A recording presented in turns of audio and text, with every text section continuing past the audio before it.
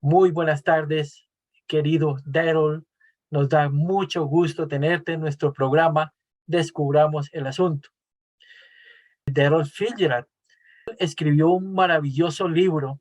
Es autor del libro De la esclavitud a la libertad. El libro lo escribió con su esposa Stephanie. Daryl, estamos muy felices de tenerte con nosotros. Bienvenido. Thank you everyone for Muchas having. gracias a todos por haberme invitado. Me encanta esta entrevista. Gracias por estar acá y quiero ver lo que el Señor va a hacer a medida que avanzamos. Daryl y Mhm. Stephanie Fitzgerald viven en Nashville. Tienen un matrimonio muy bonito, un hogar saludable que incluye a 5 hijos. 5 hijos, Daryl. Wow, ¿cómo haces? Uno, dos, tres, Sí. five. Yes, yes. Ashley, ellos se llaman Ashley, Shaina, Darius, Alexis y Alexandria. Daryl Mhm. disfruta de ir a la playa y jugar golf. Conocemos por qué es Yes. parte de los videos de Discipulado Transformador de Libertad en Cristo con el doctor Neil Anderson. Allí conocimos tu conversión a nivel, Yes. Yes. Así es. así es, allí conocimos tu conversión a nivel espiritual, mental y emocional, y la manera tan sabia y virtuosa como tú enseñas y nos haces entender nuestra identidad como hijos de Dios, y por eso te queremos felicitar, Daryl. Daryl se graduó en la Universidad de Liberty en Psicología y Comportamiento Humano. También es certificado como coach a través del Instituto de Life Coach. Y gracias a esto, Daryl ha sido mentor y motivador con el fin de ayudar a las personas a estar enfocadas, identificar metas y hacer un seguimiento de su progreso con miras a que sean la mejor versión de sí mismos según el diseño que Dios tiene para cada uno de nosotros. Daryl y Stephanie Fitzgerald han trabajado en la iglesia, han dado consejo bíblico, entrenamiento, consultoría durante más de 30 años. Creen que la Biblia es inspirada por Dios, eterna y cumplirá su propósito. También consideran que la Biblia es de naturaleza terapéutica y habla mucho sobre la salud mental. Reconoce plenamente Mhm. que existen soluciones bíblicas para los problemas de la humanidad que están disponibles para aquellos que buscan un enfoque integral y viven una vida abundante. Creen que no se puede experimentar plenamente la alegría de la salud mental sin la salud espiritual. Por lo tanto, Daryl y su esposa enseñan a las personas a comprender su identidad en Cristo a través de la terapia bíblica y el discipulado. Ellos definen la terapia bíblica y el discipulado como el tratamiento espiritual del trauma mental y emocional a través del seguimiento de la palabra de Dios. Es un enfoque bíblico dirigido por el Espíritu para dirigirse a la persona en su totalidad, espíritu, alma y cuerpo. Han ayudado a miles de personas a darse cuenta de que una buena salud mental se basa en tener una comprensión adecuada de quién es Dios y quiénes son ellos. Bueno, Daryl, hice este pequeño esquema. He leído una parte de tu libro, el libro de la esclavitud a la libertad. Yes. Quiero leerlo todo, Daryl. Claro que sí. No hablo inglés, pero lo voy a traducir y lo voy a leer. Y yo quiero preguntarte, bueno, ¿qué te motivó a ti y a tu esposa Stephanie a escribir este maravilloso libro de la esclavitud a la libertad? Wow. Well, thank you. Bueno, muchas gracias, Mauricio. Gracias a todos por estar aquí en línea. Este es un honor y un privilegio el estar con ustedes el día de hoy. Primero que todo, quiero decir que la inspiración provino de mi propia vida, de mi vida personal, porque yo estaba con mi propio pecado, yo estaba con el enemigo, cuando el Biblio dice, cuando no peleamos contra carne, yo no sabía qué era eso. Yo sabía que hay un mundo espiritual, pero no sabía cómo pelear en el mundo espiritual. Yo lo trataba de pelear en mi propia carne y eso me llevó a mi propia esclavitud, a mi propio pecado. Y cuando mi esposa y yo nos casamos en el 92, mucho el pecado y los problemas que yo tenía en mi vida antes de casarme, ¡pum!, aparecieron en mi matrimonio y la verdad no sabía cómo enfrentarme a ellos. Mi esposa pensó que yo era el problema, yo pensaba que el problema era ella, pero el problema no era ni ella ni yo, sino era un tema espiritual que ambos teníamos que entender y aprender a pelear juntos. Entonces, a medida que nosotros peleamos de manera espiritual en nuestro matrimonio, aprendimos que en el espíritu uno puede pelear porque Dios quiere que uno esté libre de los enemigos del alma. Y los enemigos de nuestra alma nos tienen amarrados en nuestro propio pecado, en nuestros propios problemas. Entonces, Dios mismo fue el que nos liberó de la esclavitud. Y para mí, así fue como yo me involucré en tratar de entender cómo tratar de pelear esta batalla desde el punto de vista espiritual, porque yo tenía este problema, así como muchas personas en el mundo, muchas personas tienen problemas con iniquidades, con pecado, y todos están en esta batalla, si lo quieran o no. Entonces, así empezó para mí. Yo estaba amarrado por el enemigo, por mis propios problemas personales, y lo que yo quería es estar libre. Y el Señor me liberó de esos problemas personales que yo tenía. En la parte introductoria de tu libro mencionas tu experiencia personal a tus bisabuelos Bose y Patty Fitzgerald, que fueron víctimas de la esclavitud, la discriminación y el racismo. Incluso en tu escuela, cuando estabas estudiando, una maestra te golpeó en tu espalda por el color de tu piel. ¿Tú podrías contarnos brevemente esta historia? ¿Qué fue lo que sucedió y qué consecuencias trajo para tu vida? Claro que sí. Cuando era un niño pequeño, yo sabía que el racismo era un problema en este país, porque este país inició porque los británicos querían su propia forma de vivir y su propia forma de vida. Y más o menos en 1865, la proclamación de la emancipación fue para liberar a la esclavitud, porque a los esclavos se les trajo aquí para hacer trabajo para los británicos. Yo vivía en un pueblo pequeñito, Manterville, Virginia. Este era un centro agrícola y la forma en que ellos obtenían dinero, de la forma en que yo vivía, es que ellos tenían el negocio del tabaco y lo enviaban por barco hacia el Reino Unido para devolverle dinero a ellos. Entonces, cuando estaban mis ancestros en los que trabajaban en esas plantaciones de tabaco. Entonces, ellos llegaron aquí a ser esclavos sin pago.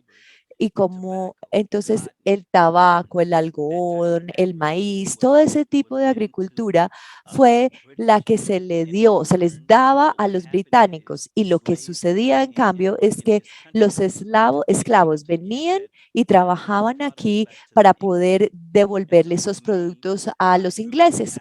Entonces, para mí, yo crecí en un pueblito en que los primeros esclavos vinieron a este país. Estoy hablando de los 1620 esclavos que llegaron a Jamestown, Virginia. Y entonces ellos llegaron, estos 20, entraron al país y el área en la que yo crecí era 200 millas al oriente de donde llegaron los primeros esclavos al país.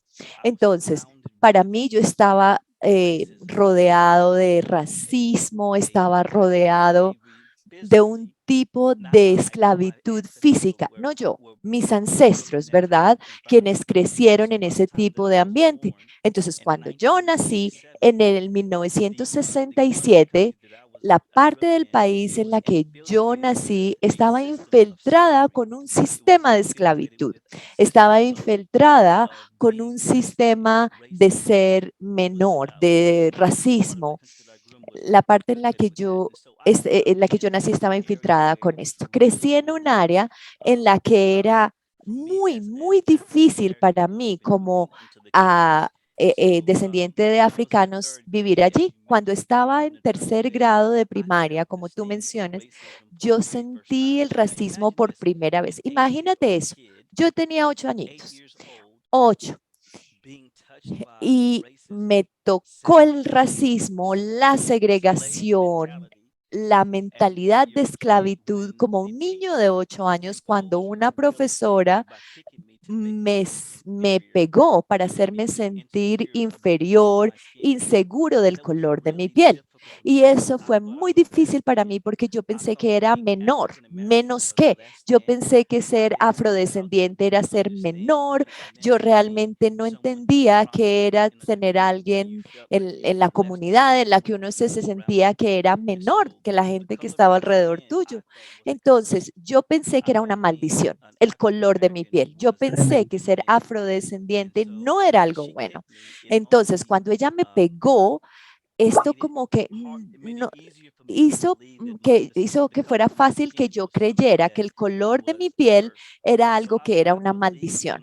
Entonces, cuando yo era niño, yo creía que era inferior, yo que era menor que otros o menos que otros niños que no tenían el mismo color que yo tenía. Yo pensé que el ser negro era esa maldición y que ser blanco era mejor que negro. Entonces yo crecí con eso, con ese tipo de pensamiento y al crecer así yo me sentía inseguro, yo no sabía si yo pertenecía o no. Entonces este tipo de cosas, porque Virginia es el primer estado de la esclavitud en este país, el primero de todos, y estaba infiltrado con mucho racismo, con muchas leyes de segregación. Y como yo crecí en ese tipo de ambiente, realmente no sabía la importancia de quién yo era como descendiente de africanos. Wow, wow, qué experiencia, Daryl. Em, Nosotros aquí en Colombia tenemos un tipo de discriminación muy similar, no solamente también por el color, sino por las regiones, realmente. Y yo recuerdo leyendo tu libro, decías en esa experiencia tan horrible que viviste con la maestra de la escuela, que tú justamente estabas en la primera fila, y en la primera fila no se pueden hacer los negros se hacen en la última fila. La primera fila era para los blancos, yo quedé muy sorprendido con eso. Bueno, basado en esa experiencia, querido Daron, tú te encuentras con el Señor. Bueno, más adelante vamos a ver cómo fue tu encuentro con Cristo, que también me pareció maravilloso. Ya conociendo al Señor, ¿qué le aconsejarías a una persona que sufre de inseguridad, que sufre de una sensación de insignificancia, que sufre de una necesidad de aceptación? ¿Qué le aconsejarías a una persona? El subtítulo de nuestro libro es Nuestro viaje para encontrar la libertad y ayudarles a otros a encontrar la herencia e identidad en Cristo. La única forma en que tú y yo vamos a poder salir de sentirnos inseguros, insignificantes, que no pertenecemos, es si entendemos realmente que somos hechos en la imagen y en los derechos de nuestro Dios. Él ama a todos igual. Él murió por todos. El pecado, incluso todos, el racismo, sexismo y todos los ismos, llegaron porque nos separamos de la vida de Dios. Y como yo veía con los ojos de mi experiencia, en cambio de ver mi vida con los ojos del Espíritu de Dios, me vi como la gente me veía a mí, así me veía yo. Pero ahora me veo como Dios me ve, porque Él dice que yo soy creado en su imagen. Nadie me puede decir que yo no soy perfecto, que yo no soy hermoso, porque yo sé que Dios me creó. Nadie me puede decir que yo soy menos que, porque yo sé que el Señor es la fuente de mi fortaleza y Él me ve como la niña de sus ojos. Nadie me puede decir que soy insignificante o menor porque yo me veo no como yo o la otra gente me ve, yo me veo como Dios me ve a mí. Entonces, yo estaría en este país, en este mundo, y si no, yo me sentiría menos. Pero yo no me veo con los ojos de las experiencias de la gente, sino me veo con los ojos del Señor, porque el Señor murió por mí, por mi pecado. Él vino para ayudarme a ser grande. Él estuvo aquí y Él me ve como su hijo perfecto y Él dice que nací no de descendencia natural, sino de descendencia espiritual. Entonces me tengo que ver de la forma que Dios me ve. No puedo verme como me vio ella la profesora o como los esclavos, tengo que verme como Dios me ve. Y cuando yo me veo como Dios me ve, lo que me pasa es que me transformo, soy renovado en mi mente. La salud mental es porque nos desconectamos del Señor, pero cuando tenemos salud espiritual es estar bien con el Señor. Esta es la primera línea de defensa que me ayuda a entender que mi valor, mi, que yo soy valioso porque él llegó con él, ¿verdad? Él me creó a mí, a su imagen, me creó especial, yo soy amado, yo soy la sal de la tierra, yo soy la niña de sus ojos. Y si me veo como Dios me ve a mí, ¿qué va a pasar? Bueno, mis experiencias no se van, no es como que se quitan, pero mi espíritu me hace verme, yo puedo seguir y seguir y seguir, pero porque yo sé que el amor de Dios para mí está por encima de cualquier cosa que trata de quitarme lo que Él quiere que yo sea. Y mi sistema de creencias es lo que me hace entender que el amor de Dios para mí y para otros. Entonces, cuando yo me veo como Dios te ve a ti, como entonces yo estoy libre de la atadura del pecado. Así es que debe ser. Entonces, ver a otros como Dios los ve y verme a mí mismo, eso es emocionante como Dios nos ve. Es emocionante y es maravilloso. Yo a veces me pregunto, Daryl, ¿cómo debió ser el paraíso de Adán y Eva, que no tenían ningún problema por aceptación, porque hablaban con el Padre en todo momento, cara a cara, que tenían seguridad y que tenían esa sensación de ser los más importantes dentro del paraíso.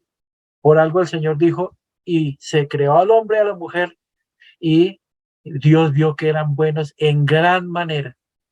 Tremendo, tremendo. Bueno, leyendo unas páginas adelante en tu libro, Daryl, tú mencionas que que desarrollaste un miedo tóxico a Satanás. Y esto te motivó a estar en la iglesia. No sé si fue que te refugiaste en la iglesia. Nos gustaría que nos contaras qué fue lo que te sucedió. Y hay una frase que me llama la atención que tú mencionas en esta parte del libro. Tú dices, estar en una iglesia, pero no estar en Cristo. ¿Nos puedes explicar esto? Yes. Claro, todo depende del sistema de creencias que cada uno tiene. Si uno cree que vive en un mundo espiritual, entonces va a entender que sí vivimos en este mundo espiritual y también estamos en un mundo físico y un mundo espiritual. Yo sabía cuando era niño que estaba creciendo que la iglesia era muy importante. Yo sabía que a medida que iba creciendo que era bueno asistir a la iglesia porque yo sabía que hay vida después de la muerte. La Biblia dice que estamos en un mundo que es físico, pero también estamos en un mundo que es espiritual. Y el mundo espiritual es de donde nace el material. no al revés. Del espiritual nace el material. Entonces, cuando yo era un niño, yo experimenté cómo era el mundo espiritual, viendo actividades demónicas, experimenté terrores en la noche, soñaba en fuerzas demoníacas. Y fue muy difícil para mí entender como niño por qué era que yo pasaba por eso, por qué era que yo estaba experimentando este tipo de cosas. Bueno, yo sabía que la iglesia debía saber cómo pelear esta guerra. Y fui a la iglesia y rápidamente me di cuenta que la iglesia tenía tanto temor de Satanás como yo. La Tremendo. iglesia no sabía cómo enfrentarse a esto y no sabían qué hacer. Tenían tanto temor que ni siquiera hablaban de eso. Si yo hablaba de Satanás, él decía, no lo menciones, no menciones a Satanás. Pero ese no era el problema no era, ese no era el punto. El punto es que hay que saber quién eres en Cristo, tienes que saber cuál es tu identidad en Cristo. Y yo no lo sabía cuando era niño. Entonces yo experimenté cosas que realmente me atemorizaron cuando era niño y me llevaron hacia la iglesia y a encontrar respuestas espirituales, pero tratando de buscarlas allá en la iglesia fue algo que realmente no se enseñaba cuando yo crecí. Realmente no sabíamos cómo pelear a Satanás, no sabíamos qué era pelear contra carne y sangre. Estábamos más atemorizados de Satanás que de Dios, porque dice que el temor de Dios es el inicio del conocimiento. Sí, no, Satanás quiere que que lo temamos a él, sino Dios quiere que nosotros seamos respetuosos de Dios, no temerosos de él, sino respetuosos de él. Entonces la Biblia dice que él está, el que está en nosotros, no el que está en el mundo. Entonces yo trataba de pelear esta guerra espiritual y no sabía hasta cuando fui a una conferencia de libertad en Cristo. Allá fue cuando entendí que Dios es el que me sostiene, Él es el que me saca de la oscuridad, Él es el que me da la luz y la vida en la medio de la oscuridad. Y así fue cuando aprendí a pelear contra el enemigo. Así fue cuando aprendí a pelear contra las fuerzas del enemigo. Y lo que yo quiero hacer con este libro es cómo enseñarle a las personas cómo salir de la esclavitud a la libertad para saber que ellos están ansiosos, que hay batallas mentales, están ansiosos a través del juicio espiritual. ¿Por qué? Porque Dios es el que le ayuda a uno a aprender a pelear esta guerra espiritual en la que estamos. Y en el libro hablamos acerca de eso. Le ayudamos a las personas y les enseñamos cómo pelear en esta batalla de manera organizada, de manera sistemática, para que uno no esté atemorizado del enemigo. Realmente dice, cuando, cuando Dios nos libera, Él realmente nos lleva a ser libres espiritualmente. Daryl, maravilloso. Antes de nosotros iniciar este conversatorio, minutos antes que hablábamos tú y yo, ¿te acuerdas que te comentaba que nosotros como hijos de Dios teníamos que prepararnos? Porque el mayor desafío lo tenemos nosotros no fuera, sino dentro de la iglesia. Dentro de la iglesia estamos viendo que hay personas atrapadas, sin libertad, esclavizadas en los temores, en los miedos. Es impresionante. Y tu libro nos invita a eso, a que nosotros dejemos el miedo, porque el mayor es el que está en nosotros que el que está en el mundo. En las iglesias uno suele ver que estas confrontaciones espirituales se solucionan es con griterías, ¿sí? Con gritos, cuando realmente es con la verdad. ¿No te parece, Daryl? Yes, it's not. Claro que sí. La verdad es encontrar la verdad. Esta es la que te da la libertad, porque el realmente gritar no es lo que te da la libertad, es el creer y conocer la verdad. La verdad te dará libertad. No es solamente conocerla, sino creer que Jesús es la verdad, que es el camino, Él es la vida. Entonces, lo que nosotros hacemos es ayudarle a las personas a entender, al creer quién eres tú y quién eres Jesús y lo que Dios ha hecho por ti, esta información y este conocimiento es lo que te da la libertad. Simplemente no lo sabemos, como que no lo entendemos, la hermosa identidad que Dios nos ha dado como hijos de Dios. Entonces, cuando no entendemos algo, el enemigo se refugia en eso y él nos da mentiras para mantenernos atados. Pero cuando Dios nos da la verdad, lo más poderoso contra la mentira es la verdad de Dios, de la palabra de Dios. Eso es lo que le da a uno libertad. Esto es lo que Dios quiere entender quién eres tú. Tus experiencias no te ayudan a entender quién eres. Tu estilo de vida no te da comprensión. Es Dios, porque Dios es el creador. Él creó hombre y mujer. Y lo que Él ha hecho es que te ha ayudado a ti y a mí a entender quién es Él al enviar a su Hijo Jesús como nuestro Salvador. Y si nosotros lo aceptamos, sabemos, estamos en ese camino de aceptar la verdad para llegar a la libertad. Y Él dice, yo soy la verdad, el camino y la vida. Nadie puede llegar al Padre si no es a través de mí. Jesús es el que sabe cómo liberarte, pero cómo todo esto está en mi mente, cómo me enfrento al temor y a la ansiedad, cómo me enfrento a todas las cosas que me están sucediendo en la noche. Hay personas que tienen pesadillas en tu país, que tienen estas experiencias de fantasmas, que saben que los demonios son reales, pero yo te digo esto, cuando tú sabes quién es Jesús y quién eres tú, todas esas cosas están sujetas a Cristo. Están sujetos a ti. Tú no estás sujeto a esas cosas. Y cuando tú conoces la verdad te dará libertad. Por eso tratamos de explicar la verdad de quién eres como cristiano y porque la verdad te va a traer libertad. Gracias, Daryl. En la palabra está escrito, y conoceréis la verdad, y la verdad os hará libres. Daryl, estamos maravillados con todo lo que nos estás contando y no hemos salido de la introducción. Imagínate, qué interesante es tu libro ya apenas en la introducción. Pero vamos al capítulo 1. En el capítulo 1, tú cuentas que muy joven fuiste abusado sexualmente. Y esto te trajo desorden en tu vida. Hay que ser valientes para contar estas cosas, Daryl.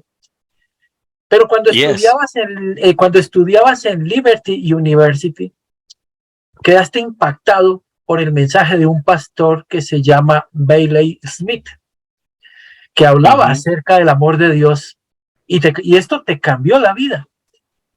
¿Tú te acuerdas de ese mensaje? ¿Qué fue lo que el pastor Bailey te comentó o escuchaste de él? ¿Y qué fue lo que llamó poderosamente tu atención?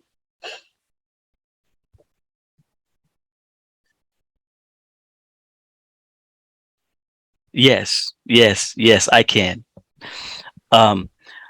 My father. Sí, claro, con gusto. Mi padre creció, bueno, yo crecí como el hijo de un pastor y yo crecí en la iglesia, pero crecí de una forma muy religiosa. No sabía en realidad quién era Jesús. Yo sabía acerca de Jesús y sabía que era un señor, un tipo, el Dios que vino a salvar a un pueblo, pero no sabía cuánto, o no sabía más bien quién era él. Yo conocía acerca de él, pero yo no lo conocía a él. Y yo fui a estudiar a la Universidad Liberty y estaba con una beca por jugar baloncesto. Yo jugaba baloncesto. Y cuando tenía 19 años, hubo un tipo que vino a la iglesia, llegó a la iglesia, teníamos unas capillas en la iglesia y él se llamaba Bailey Smith. Vino Bailey Smith a la capilla y no sé, era como que si me estuviera predicando a mí solo. Éramos como 5,000 niños, jóvenes en el servicio, pero yo sentí como que si él me estuviera hablando específicamente a mí, porque él dijo a todos los grupos, a todo el grupo, pero me dijo, uno va a la iglesia, uno crece en la iglesia, uno sabe cómo es estar en la iglesia cada domingo, cada miércoles uno conoce su estudio bíblico, pero uno no sabe quién es Jesús, no conoce a Jesús. Y abrió su Biblia en Mateo capítulo 18 y habló sobre la parábola de la hierba. Y dice que es y los productos, el buen producto. Y dice que hay una semilla adentro, pero por fuera se ve solo como igual que la hierba, pero adentro no hay semilla. Y esa semilla representa el Espíritu de Dios estando dentro de uno como persona. Dice entonces, ustedes van a la iglesia, viven como cristianos, actúan como cristianos, van a la iglesia como cristiano, como lo hace un cristiano, pero no conocen a Jesús como su Salvador y Señor personal. Y cuando él dijo eso, yo sentí como si él me estuviera hablando a mí específicamente, directamente. Y cuando dijo esas cosas, ahí fue cuando llegó la convicción del Espíritu de Dios y cayó sobre mí, se posó sobre mí y yo le di mi vida a Cristo en ese momento. Y cuando le di mi vida a Cristo, Dios como que me puso su espíritu dentro de mí y me mandó en una ruta diferente, un mundo diferente de que era conocer y aprender de mi libertad como libre, como hombre libre. Y tenía 19 años cuando eso pasó. Tremendo, Daryl, tremendo, tremendo. Y justamente tú decías ahí que jugando básquetbol, de hecho, tienes un físico parecido al de Michael Jordan. Te identifico como un buen basquetbolista, pero tuviste una lesión. Cuentas que tuviste una lesión y perdiste la beca en esta universidad. Entonces, de ahí pasaste a una banda de hip hop. ¿Cómo fue ese paso a esa banda de hip hop? Y cantando hip hop, pasaste a evangelizar. Bueno, ¿qué riqueza te trajo esto para tu vida? ¿Cómo fue tu vida en esta parte? Yeah, when I was playing basketball, when I got Cuando saved, estaba jugando baloncesto y fui salvo, el Espíritu de Dios le comenzó a dar forma a mi visión. ¿Qué era importante? ¿Qué debería ser importante? Pero lo que era importante para mí antes de ser cristiano era el jugar baloncesto en la NBA. Pero después de que le di mi vida a Jesús, lo que se convirtió en importante para mí es ver que otras personas supieran, conocieran a Jesús. Entonces, los jóvenes se convirtieron en mi pasión. Comencé a tratar de enseñarle a otros jóvenes quién era Jesús. Entonces, para mí se convirtió en algo que, en lugar de permitirle que al baloncesto me atrajera, le permitía a Jesús que Él fuera quien me atrajera. Y eso es lo que nos llevó a hacer hip hop cristiano. Y eso nos llevó a componer música cristiana.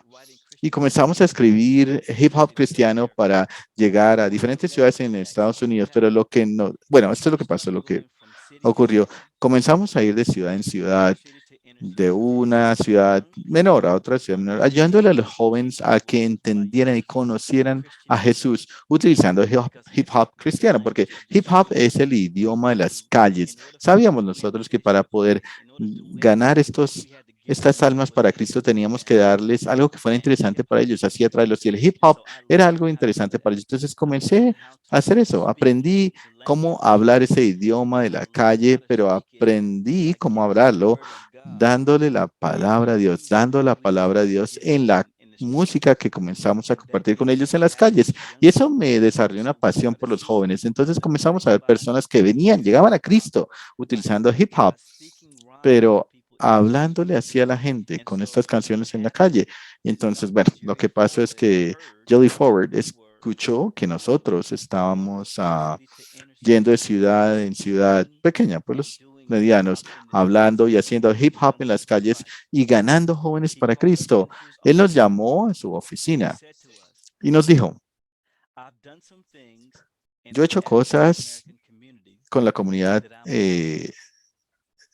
africana y estadounidense, pero yo quiero ayudarle a las personas así a que conozcan quién es Jesús. ¿Qué puedo hacer por ustedes para que lleguen y cumplan lo que quieren hacer? Entonces, él nos ofreció una beca hasta llegar a maestría. para que pudiéramos ir y enseñar el evangelio en la forma de hip hop en las calles de Los Ángeles, en las calles de Chicago, de Nueva York. Entonces pudimos enseñar el evangelio, predicar el evangelio y llevar este mensaje de Jesús en las calles. Y entonces Dios nos ayudó dándonos una beca para que pudiéramos ir a la universidad totalmente gratis. Digamos que ese fue el inicio mío cuando yo encontré mi libertad en Cristo Jesús. Bueno, pero cantando hip hop. De hecho, en algunos de los videos, te escuchamos cantar en hip hop en uno de los videos de Neil Anderson. ¿Cómo llegaste, cómo conociste a Neil Anderson y cómo llegaste al Ministerio de Libertad en Cristo, Daryl?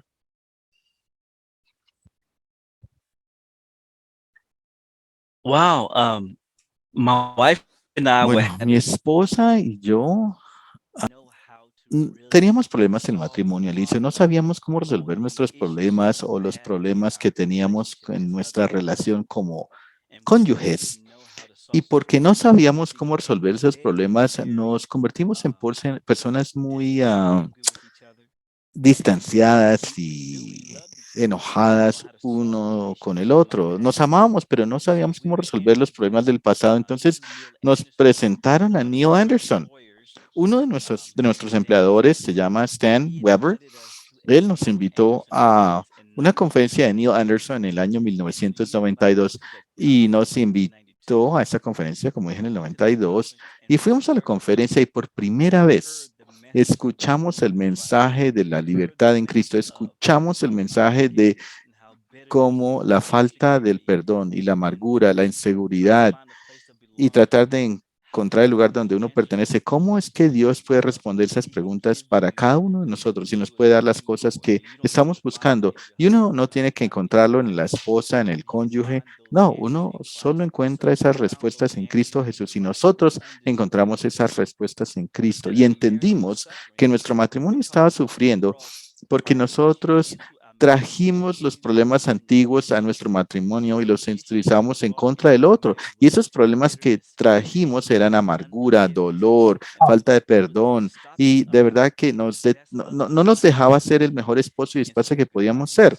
Entonces, Dios, Él mismo, una vez que nos pudimos ayudar a nosotros mismos como individuos, nuestro matrimonio sanó. Entonces, conocemos a Neil Anderson a finales del 92 y conocimos de su ministerio en el 92 y fue la diferencia en que nosotros comenzáramos a ser libres, salir de la esclavitud en la que estábamos, la esclavitud del pecado, y aprendiéramos cómo era ser el hombre y la mujer que Dios quería que nosotros fuéramos. Y esa fue nuestra trayectoria juntos como cónyuges hace 30 años para llegar a ser quienes somos hoy. Y así fue que también conocimos a Neil Anderson en el 92. Me lo volví a encontrar. Estaba en una iglesia en el 2008 y yo ya era pastor de familias en mi iglesia, y al ser pastor de familias, yo sabía cómo administrar a los jóvenes, pero no sabía cómo hacer ministerio de familias. Entonces fui a una biblioteca y porque Neil Anderson había sido un impacto tan grande en mi vida, traté de encontrar todos los libros que pudiera encontrar de él, de Neil Anderson, para que me ayudaran a comenzar a hacer ese ministerio de familias. Entonces, cuando la señora ahí, cuando yo iba a pagar, yo llevaba como 12 los libros de Neil, y ella me dijo, oye, veo que eres un gran seguidor de Neil Anderson. Y yo le dije, sí, así es. Soy un admirador. Y ella me dijo, ¿no te gustaría conocerlo? Y yo dije, ¿qué? Wow. ¿Quieres conocerlo? Y ella me dijo, ha estado haciendo este ministerio y está en 40 países diferentes, pero nunca ha podido encontrar un estadounidense que quiera interesarse en él. Entonces, esta persona, el afroestadounidense, desarrollar este interés. Entonces me preguntó, ¿quiere conocerlo? Yo le dije, sí, claro, me gustaría conocerlo, pero yo sé que vive en otro estado, en California. Y ella me dijo, no, él vive en Tennessee, Franklin, Tennessee. Yo vivía en Nashville, Tennessee, y me dijo, vive en Franklin, en el estado de Tennessee. Y si no le molesta, yo le puedo dar su información y su número y él lo llama. Entonces la señora ahí en la registradora me dio la información de él. Bueno, ella anotó mi información, yo le dicté mis datos de contacto y el doctor Anderson me llamó al otro día y al día siguiente, bueno, nos sentamos, nos reunimos y almorzamos, estuvimos ahí reunidos 3 horas. 3 horas almorzando y me dijo, bueno, voy a otro lugar, a Georgia, a dar una conferencia y voy a volver y quiero que nos vamos a reunir. Y yo le dije, bueno, no necesito, no sé, no quiero ser muy directo, pero quiero aprender todo lo que pueda de usted, porque quiero aprender cómo llevar este mensaje de libertad en Cristo a mi pueblo, a mi gente, a mi comunidad, los afrodescendientes. Y él me dijo, bueno, yo le dije, quiero ir con usted a Atlanta, Georgia, Atlanta. ¿Me permite ir hasta Georgia? Y él me dijo, no, no tiene que hacer eso. Yo le dije, yo sé que no tengo que hacerlo, pero yo quiero, no entiende. Yo quiero, no me entiende, yo quiero ir porque este mensaje, este ministerio ha causado un impacto tan grande en mi familia que yo quiero aprender todo lo que sea posible de usted, de forma que yo lo pueda llevar no solo a mi comunidad, sino al mundo. Y él me dijo, bueno, está bien, lo puede hacer. Entonces me reuní con él. Unas semanas después volamos a la ciudad de Georgia, en el estado de Atlanta, y desde 2008 al 2016, él comenzó a ser mi tutor, a contarme, enseñarme todo acerca del ministerio, todo lo que él podía decirme. Entonces, yo así podría comenzar a hacer lo que hago, y es enseñarle a la gente el mensaje de libertad en Cristo, ayudarles a entender lo crucial que es que ellos puedan entender su identidad y lo importante que es que ellos entiendan su identidad en Cristo. Entonces, del 2008 al 2016 jugábamos golf juntos, era mi tutor, y del 2016 hasta hoy, bueno, he estado haciendo ese ministerio de la libertad en Cristo durante los últimos 6, 7 años para ayudar a la gente a que encuentre su libertad y entender quiénes son en Cristo. Entonces, ha sido una relación con él durante un buen tiempo, me imagino 14 años ya, más o menos. Wow.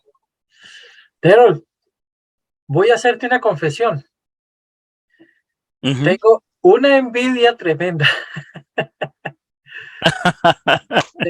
Tengo envidia porque soy tan apasionado por libertad en Cristo como tú.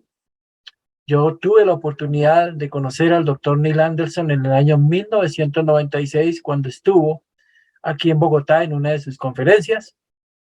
Tuve la bendición de desayunar con él, pero lo único que pude fue estrechar su mano, no más. Pero tengo sus libros y es una bendición. Justamente me hiciste acordar de un principio que aprendí en esto del pasado, que tú hablabas del pasado de tu matrimonio. Y en estos libros leía lo siguiente, leía que Dios no nos hace que olvidemos el pasado. Dios lo que quiere es que seamos libres de él. Y eso fue fundamental para mí.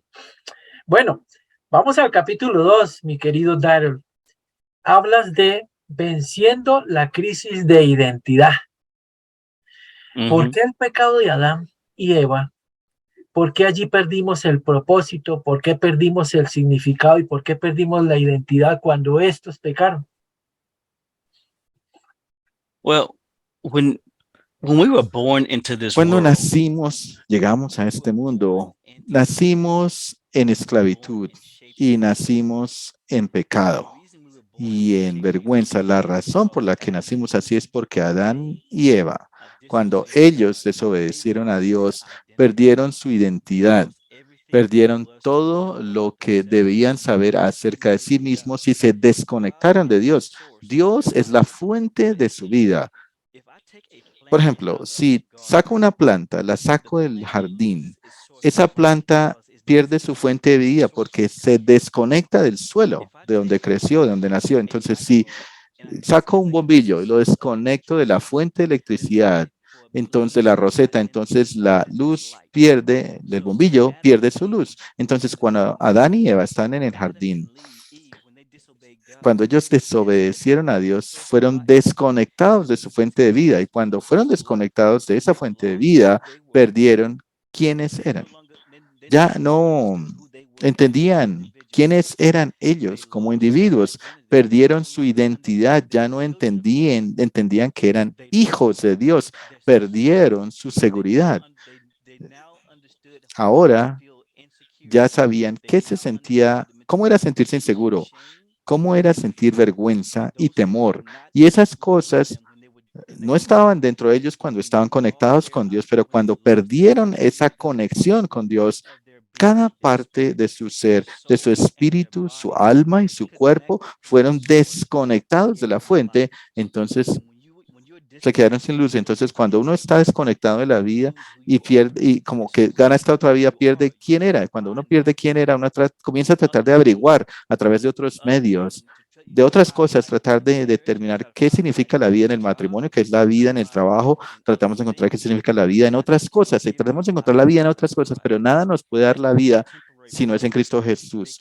Podemos encontrar placeres temporales, pero no nos puede dar la vida. Cuando Adán y Eva fueron desconectados de Dios en el jardín del Edén, perdieron el sentido de seguridad, perdieron el sentido de quiénes eran, perdieron todo lo que significaban ellos mismos cuando fueron desconectados de Dios. Y ahí fue cuando vino Jesús. A eso vino Jesús, a reconectarnos todos de regreso a la fuente de vida, que es Dios. Y cuando Jesús vino a darnos la vida, dice que vino a darnos vida y la vida en abundancia, así dice la Biblia. Lo que perdimos en el jardín del Edén, perdimos la vida. Y Jesús vino a hacer eso, a darnos la vida de regreso. Y encontramos de nuevo esa conexión espiritual con Dios que perdimos en el jardín del Edén.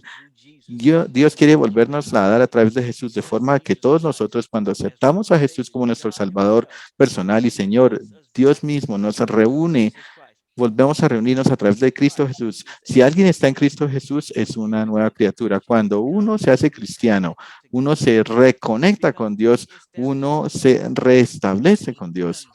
Y cuando uno se vuelve a conectar con Dios y se restablece en Dios, Dios nos da esa vida que Adán y Eva perdieron en el jardín del Edén. Y cuando Dios nos da esa vida, la palabra dice que nos da la vida y la vida en abundancia, nos la da de forma abundante. Tremendo, Darrell. De hecho, recuerdo una de tus enseñanzas en Discipulado Transformador de Libertad en Cristo, que mencionabas que la oscuridad no es otra cosa que ausencia de luz. Tremendo. Bueno, Darrell, hablemos un poquito del miedo. Ahí en este capítulo tú hablas del miedo. ¿Los desórdenes de ansiedad son evidencia de miedo en la vida de una persona? Yeah, and the Bible says, La Biblia nos enseña que nos dice que no estemos ansiosos por nada. ¿Qué es estar ansioso? La palabra ansioso significa tener como una doble mente. La mente divide en dos cosas, como tener dos líneas de pensamiento. Uno no sabe qué hacer, hago esto, hago lo otro. Si uno tiene dos cadenas de pensamiento, uno se vuelve ansioso y el estar ansioso puede ser algo desestabilizante. La Biblia dice que una persona que no sabe cómo pensar, que tiene dos mentalidades, no sabe cómo pensar y entonces se hace inestable. Una persona con dos mentalidades es inestable en todo sentido. Por ejemplo, cuando yo era niño, yo sabía que Dios era la respuesta a mis problemas, pero yo también sabía que Satanás es real. Y Satanás estaba tratando de distraerme, entonces estaba distraído, entonces no sabía, ¿Dios me va a ayudar o me va a influenciar Satanás? ¿Cuál me va a ayudar más o cuál me va a influenciar más? Entonces, entender el poder de Dios le puede ayudar a uno a ser más estable en su pensamiento y no ser inestable. Cuando uno no sabe cómo pensar de forma estable, le causa a uno ansiedad y causa temor. Wow. Cuando uno no sabe cómo pensar en una sola línea de pensamiento, causa ansiedad y temor. Una persona que tiene esta doble mentalidad, doble pensamiento, es inestable en la forma de pensar y no conocen las respuestas, no saben cómo encontrar las respuestas, no saben de dónde van a venir las respuestas. La Biblia nos enseña no estar ansiosos por nada, sino que en todo hacer ¿qué? Estar en oración. Estar en oración. Buscar la respuesta de Dios. Dios es el que nos da la respuesta a la ansiedad. El temor no es un estado emocional, es un estado de desconexión. Wow. Así es que pasa el temor, no estamos desconectados de la fuente y Dios, Él es el que nos sabe cómo estabilizarnos. Él sabe cómo estabilizarnos. Él es el que trae la luz a nuestra vida cuando sabemos cómo estar conectados con Él. Él sabe cómo ayudarnos a ser estables, estar estables. Y Él no quiere que estemos ansiosos. Eso nos dice en la Biblia, no estar ansiosos. Como poner todas nuestras ansiedades en Él, descansar, porque confiamos en Él, es lo que dice la Biblia, pero no sabemos cómo hacerlo. Lo que hacemos, tratamos de pensar con nuestras emociones y pensar, en lugar de pensar con nuestras mentes y nuestras emociones nos pueden decir que hagamos una cosa, que tengamos miedo, temor, pero nuestras emociones solo se basan en cómo pensamos nosotros, pero si digamos, si pongo una culebra en los pies, uno puede tener ansiedad y tener temor, pero si la culebra no tiene vida, ¿uno qué piensa? Que no es real, porque no tiene ningún poder. Esa serpiente no le puede causar ningún temor. Eso es lo que Dios le hizo a Satanás. Él derrotó a Satanás y Satanás ya no tiene poder sobre nosotros. Dios nos puede dar el poder sobre el enemigo, nos da el poder sobre la ansiedad, el temor, si sabemos cómo manejarlo. Pero cuando no sabemos cómo manejar la ansiedad y el temor, ahí es cuando hay temor en nuestra vida. Permítanme decir esto, la ansiedad es real, el temor es real, pero Dios es mayor que la ansiedad y el temor. ¿Por qué? Porque Él conquistó y derrotó a la muerte y Él sabe cómo ayudar a otros a superar la ansiedad y el temor. Entonces ellos, las personas, pueden experimentar la paz de Dios que sobrepasa todo entendimiento. Tremendo, Daryl. Yo acabo de tomar nota de lo que acabas de decir. El temor es la evidencia, es una evidencia de nuestra desconexión con Dios. Qué buena enseñanza, Daryl. Muchas gracias. No sé si vamos muy rápido. Lo que pasa es que yo quiero abordar todo el libro. Es que el libro es fascinante, Daryl. Estoy muy impresionado por tus notas. De verdad, Dios te bendiga. Bueno, tú hablas de otro tema que es la pena y la culpa, ¿sí? Tú mencionas en tu libro que la inocencia de Adán y Eva fue reemplazada por pena y culpa. ¿Por qué estos elementos nos llevan a la ira y la depresión? O nos pueden llevar a la ira y la depresión, como tú lo mencionas en tu libro.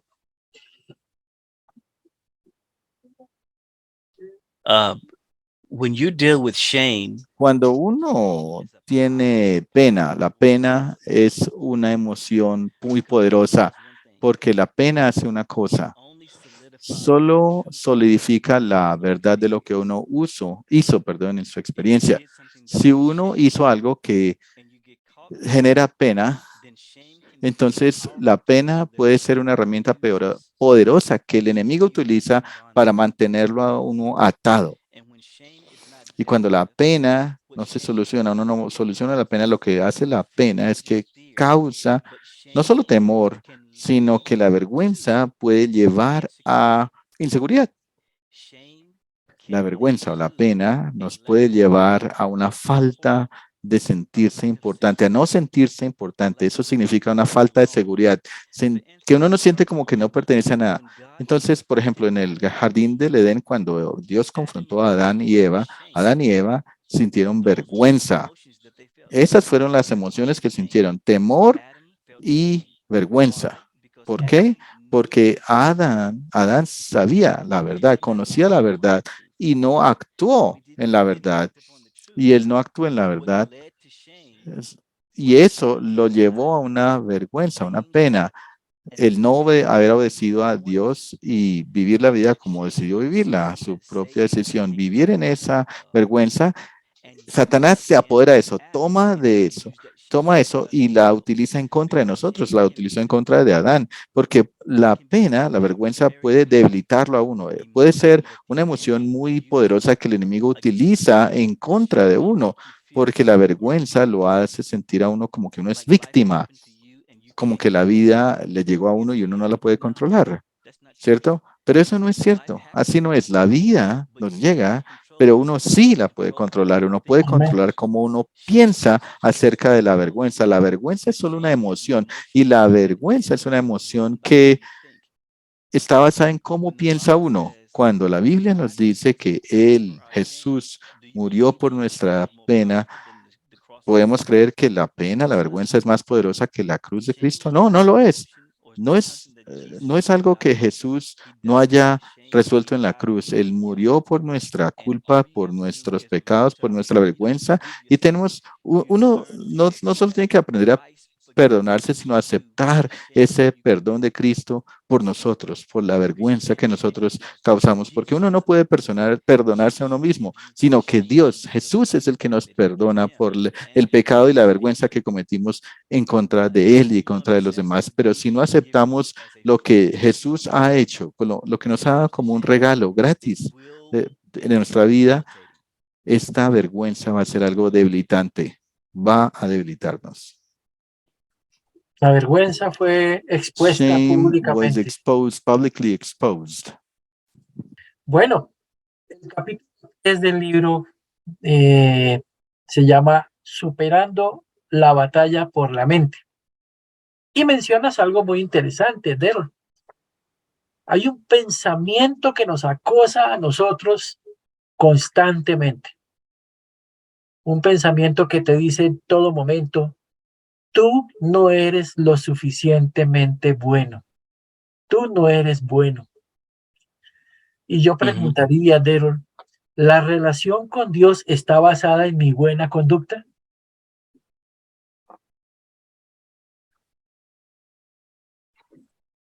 The relationship with God La is not relación con Dios no se basa en tu comportamiento.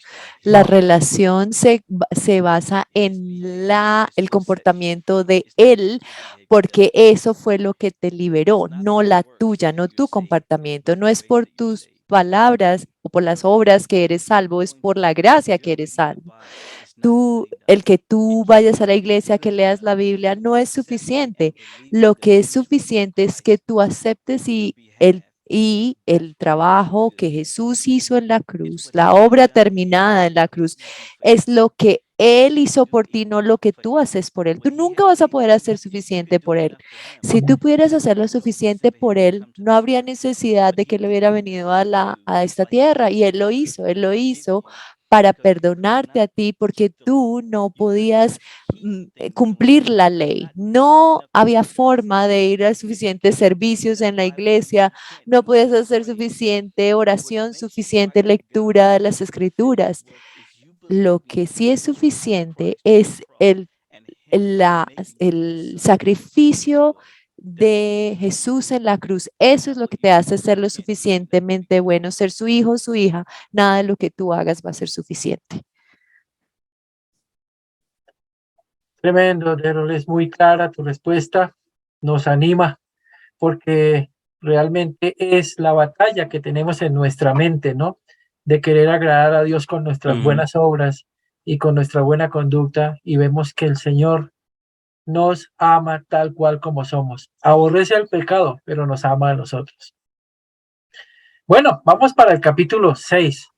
Vamos a dar un salto, Daryl. Vamos a tratar de abordar al máximo esta maravillosa enseñanza a través de tu libro, de la esclavitud hacia la libertad.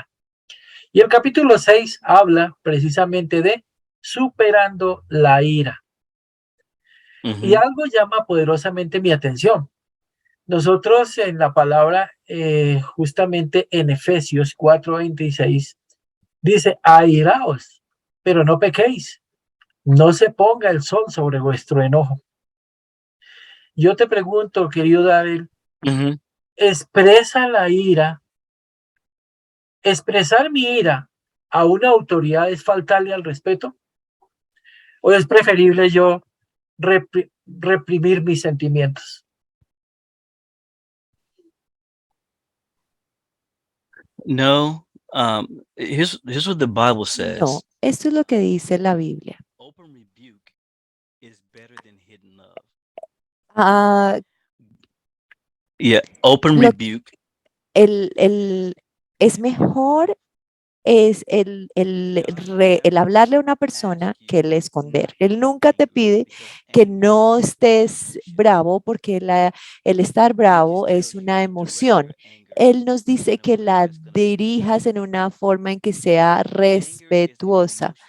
Esta es una emoción que tiene que expresarse y no se tiene que suprimir.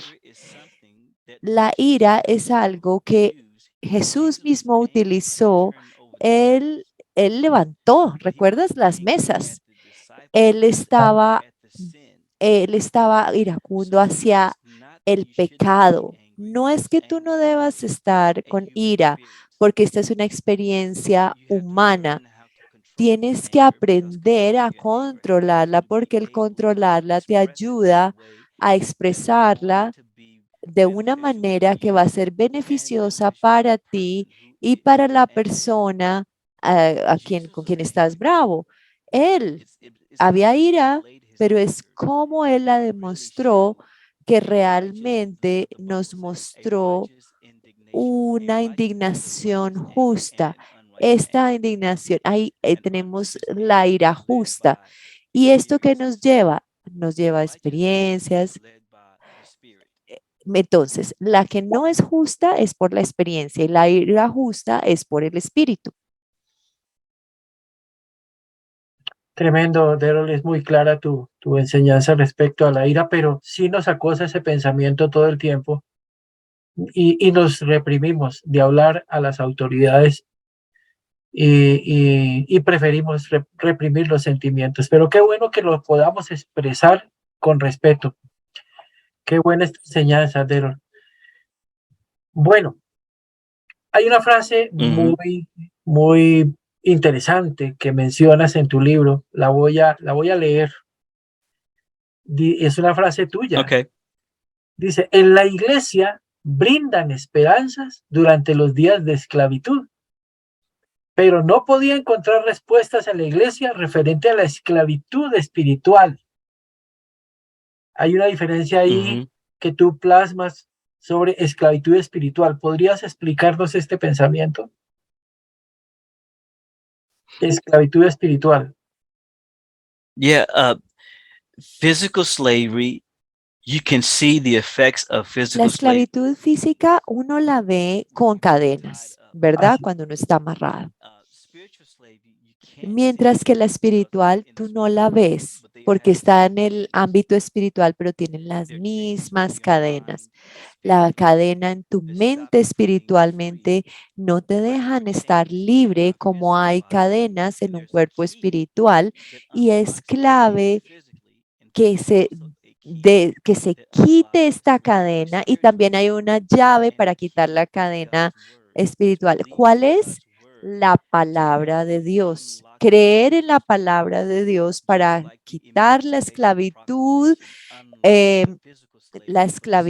que tenemos espiritual, así como hubo la emancipación para la esclavitud que hubo en este país. Entonces, cuando Abraham Lincoln dijo, todos los esclavos son libres, esta era la clave para ayudarle a entender a las personas que ya no tenían que ser esclavos a otros seres humanos. Jesús mismo tiene una emancipación espiritual que nos ayuda a ser libres en el espíritu, y él dice que él tiene la llave para la muerte, el infierno, la tumba. Entonces, así como esa emancipación, esa proclamación de la emancipación tenía una llave física, nosotros todos debemos creer que la libertad espiritual nos la trae Jesús, la puso en la ley con su sangre, así como Abraham Lincoln trajo la proclamación de la emancipación en 1865, la firmó.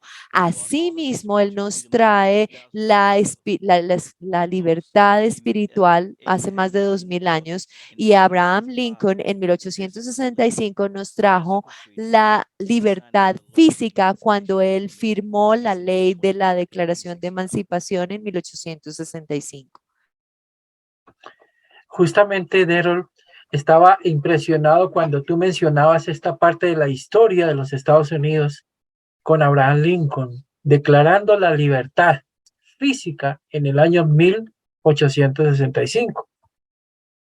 Ya no, las personas de color oscuro en su piel no serían más esclavos de los blancos, pero sucede que muchas personas en Estados Unidos de color siguieron viviendo como si esa ley no se hubiera proclamado.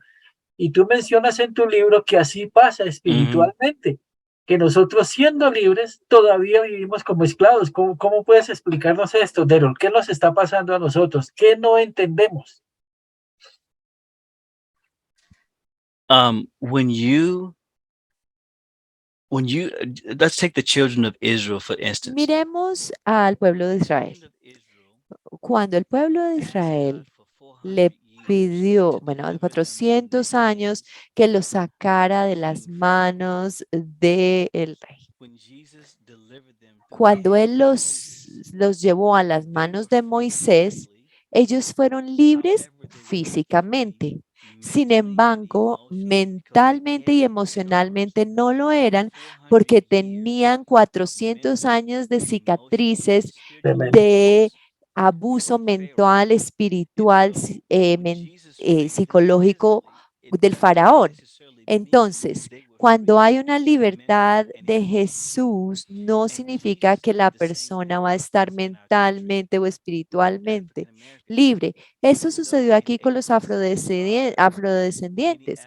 Aunque en 1865 muchos afrodescendientes fueron libres físicamente, mentalmente y emocionalmente, sentían la segregación, sentían esta puya del movimiento de derechos civiles. Entonces, cuando ellos sentían esta esclavitud, aunque fueron libres físicamente, mentalmente no sabían. Muchos afrodescendientes aún no sabían cómo ser libres en su mente del racismo que habían tenido más de 150 años, incluso después de la proclamación de la emancipación y que se firmó como ley. Entonces, para nosotros como afrodescendientes tenemos que aprender que la esclavitud espiritual no depende del hombre, depende de Dios. Así como el pueblo de Israel tenía que aprender que aunque ellos eran libres de la esclavitud del faraón de 400 años, aún tenían que aprender cómo confiar en su nuevo Señor, en Dios, porque Dios quería traerlos a ellos, sacarlos no solamente de la esclavitud física, sino también quería sacarlos de la esclavitud mental, emocional y espiritual, porque hubo abusos al pueblo de Israel que duraron mucho tiempo. Había todo tipo de cicatrices mentales, físicas, espirituales que tenían este pueblo y el Señor los sacó y les tomó mucho tiempo. De hecho, les tomó 40 años Wow. sacarlos de ese estado mental para que ellos realmente estuvieran libres y entrar a la tierra prometida. Es increíble, ¿no? La batalla que tenemos en la mente, Daryl, es increíble. Pero estoy triste porque se nos está acabando el tiempo. Estamos de verdad muy fascinados con una clase tremenda contigo. De hecho, hemos disfrutado, Daryl, porque todos los que estamos aquí hemos escuchado tus videos de discipulado. Entonces, no, estamos muy deleitados. Nosotros tenemos un desafío. Thank you. Un desafío. Es un segmento que es importante para nosotros en el grupo que se llama desafío. Pero no quiero empezar con el desafío sin antes hacerte la última pregunta. De verdad, yo quisiera que pudiésemos tener más tiempo. Okay. Pero mira, en el capítulo 11 tú hablas sobre superar la ruptura del matrimonio. Las personas que estamos aquí, diría yo, en un 95% somos casados. Daryl, yo quisiera saber en qué momento un matrimonio debería ser roto. No puede seguir, aunque no, el Señor no diseñó que acabásemos con el matrimonio, pero definitivamente por la dureza del corazón o por lo que sea, ¿cuándo debería ser roto un matrimonio? ¿Cuándo la Biblia autorizaría la ruptura definitiva de un matrimonio? Yeah. Sí, the answer to that question La is respuesta a esa pregunta complex es un poco because you compleja have to take each porque marriage hay que case by tomar case. cada matrimonio caso por You can't caso. make a Claro. generality. Uno no puede dar una generalidad, uno no puede decir que todos deben divorciarse por diferencias irreconciliables. Dios nos lo dice que Él está a favor del matrimonio, Él fue quien lo diseñó, Él fue el que quiere, Él es el que quiere que estemos juntos, pero Dios también sabe que los hombres y las mujeres van a continuar viviendo pues en su carne y que cada persona en la relación tiene que liderarse, el Espíritu Santo los debe liderar para que se mantengan juntos. Si una persona no quiere estar junta, en Primera de Corintios capítulo 7, y nos habla de un hombre no salvo, y si éste quiere dejarla, déjalo que se vaya. Pero para quienes están en la relación y creen que el Señor Jesús es Dios, hay que hacer todo lo posible para mantener la relación estable. Pero si tú no puedes detener a una persona que se vaya, yo pienso que Dios también le da el permiso a permitir una relación que ya está rota, que se rompa, porque Él quiere que lleguemos a un lugar de reconciliación. Acordémonos que divorció a tanto al pueblo de Israel en el Antiguo Testamento, pero los volvió a casar, ¿verdad? Entonces, Él nos da un ejemplo de cómo se ve estar roto, cómo es estar divorciado y cómo se ve el volver a estar nuevamente con Él. Hay muchas veces que nosotros como individuos queremos dejar al Señor y divorciarnos de Él, pero Él nunca nos deja ni nos abandona. Pero Qué entonces, hermoso. cuando es nuestro matrimonio, yo creo que Dios permite que una relación sea rota, pero también creo que Dios permite que la relación sea arreglada, que se arregle porque Él quiere que haya una reconciliación entre esos dos. Si no, por abuso emocional, abuso espiritual, abuso físico, yo pienso que Dios le permitiría a las personas que se alejen del matrimonio. Qué bello pensamiento, Daryl. Ujú. Dios, nosotros queremos separarnos de Dios, así somos los hombres, pero Él no quiere separarse de Mhm. nosotros. Y se me viene Yes. una frase bíblica a mi mente. El Señor quiere que tengamos la mente de Cristo. Si tenemos la mente de Cristo, nosotros nunca consideraremos separarnos de nuestra esposa. Yeah. Qué bendición, Daryl. Mhm. Bueno, momento de desafío, querido Daryl. Momento de desafío. Todos los que Okay. estamos aquí presentes somos conscientes del mandato del Señor. Vayan y hagan discípulos a todas las naciones, bautizándolos en el nombre del Padre, del Hijo y del Espíritu Santo, recomendándoles todas las cosas que hagan, todas las cosas que yo les he enseñado, y yo estaré con ustedes hasta el fin del mundo. ¿A Mhm. qué tú basado en tu experiencia como coach, basado en tu experiencia de vida, basado en tu experiencia de libertad en Cristo, qué nos recomiendas a nosotros para que seamos fructíferos en ese llamado que Dios nos hace de ir y hacer discípulos a todas las naciones? ¿Qué nos recomiendas, querido Dario? In the book of Luke, chapter 8, chapter 9. Lucas 8, 9 y 10. En Lucas 9, Jesús envió a los 12 y volvieron. Y en Lucas 10, él dice 72 y volvieron.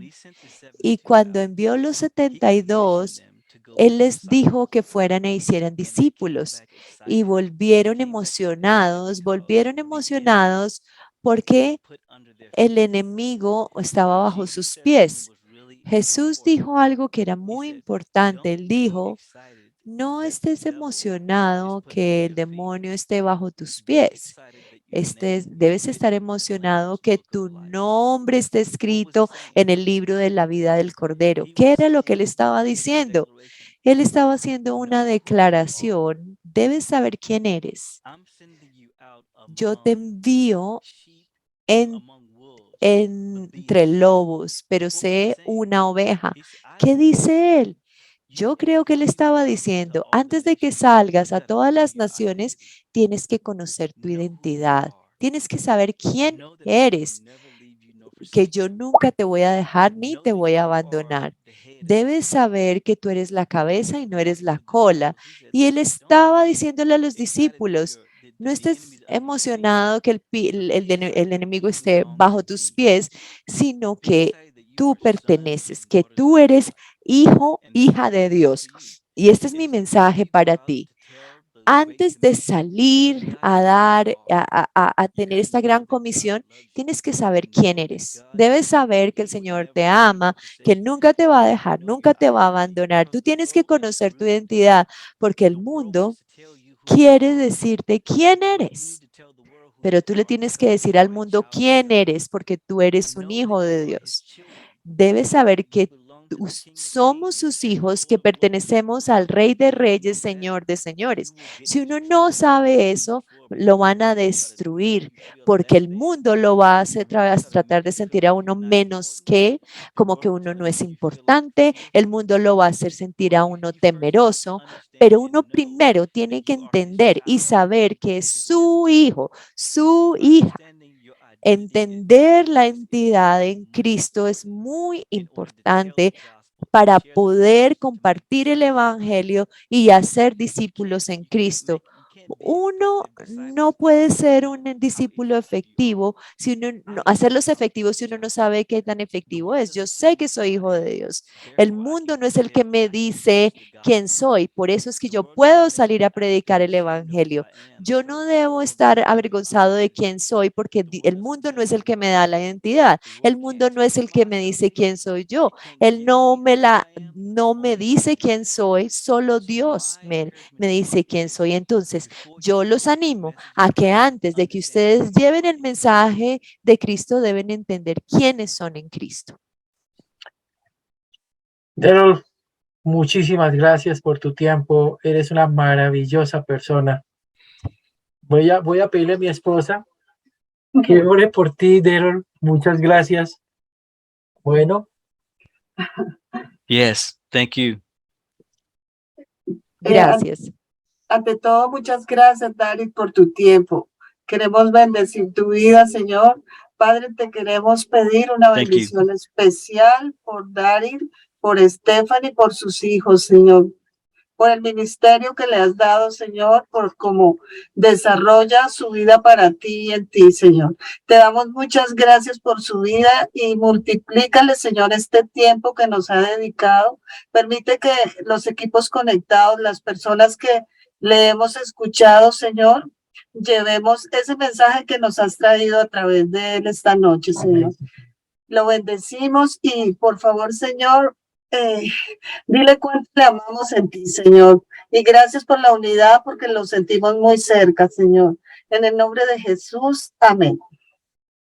Daryl, los que estamos acá hemos tenido una clase en privado.